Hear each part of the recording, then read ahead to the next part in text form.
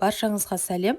Сіздерге бүгін құрамына ешқандай бояу қосылмайтын табиғи айсти компотын жасап көрсетемін. Құрамына артық қант, қышқыл, иістендіргіш сияқты және бояғыштар қосылмай жасалатын керемет сусын. Бұны балаларға берсеңіздер, нағыз жазда иммунитет көтеретін, қан көбейтетін сусындардың бірі. Көріп тұрғандарыңыздай өте қанық түсті, бұған ешқандай бояу қосылмаған. Жасау үшін бізге осылай суға каркадені қосамыз. Ең басты құрамы осы каркаде. Қосқаннан кейін апельсиннің сыртын жуып, осындай бөліктерге бөліп, оны да қосамыз. Лимонды да дәл солай жуып сыртын бөлеміз. Содан соң 2 алманы қосатын боламыз. Қосқаннан кейін бір араластырып жібереміз де, керек мөлшерде қантты саламыз. Қантты қосқаннан соң жақсылап араластырып, қантымыз түбінде шөгіп қалмау керек. Отқа қоямыз. Баяу отта қайнатсаңыздар да, ол жартылай отта бола береді. Ең бастысы қатты қайнатпасаңыздар болғаны. Мен баяу отта әбден қайнағанша ұстадым. Өзі сақырлап қайнағаннан кейін оттан өшіресіздер. Осымен сіздердің сусындарыңыз дайын. Көріп тұрғандарыңызда тек қана бір қайнаудан тұратын, құрамы қолжетімді заттар.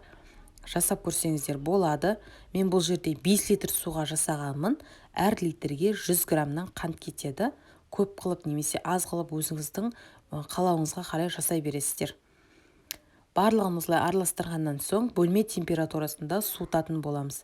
Бөлме температурасында әбден толықтай суығаннан кейін барып, керек ыдыстарыңызға құйып, холодильникте сақтауға болады.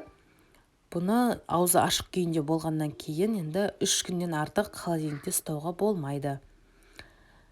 Мінекей осылай сақырлап қайнаған түрі осындай. Суыған кезі, әбден суығаннан кейін мен осындай әртүрлі баклажкілерге, графиндерге құйып қойдым.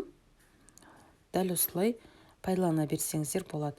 Жалпы менің YouTube каналымда бұл айсти компотынан бөлек максит чайдың, лимонадтың, мороженыйдың, яғни жаздық рецепттердің, жазда қажетті салқын рецепттер бар. Сол жақтан көріп жасасаңыздар болады.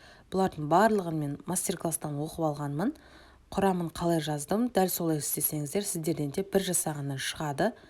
Бұған қажетті заттар, құрамын, мөлшерін барлығын видеоның астында жазып қалдыратын боламын.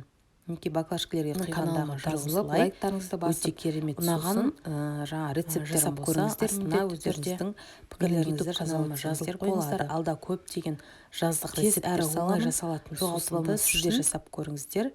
Ас болсын, көргендеріңізге көптен көп рахмет.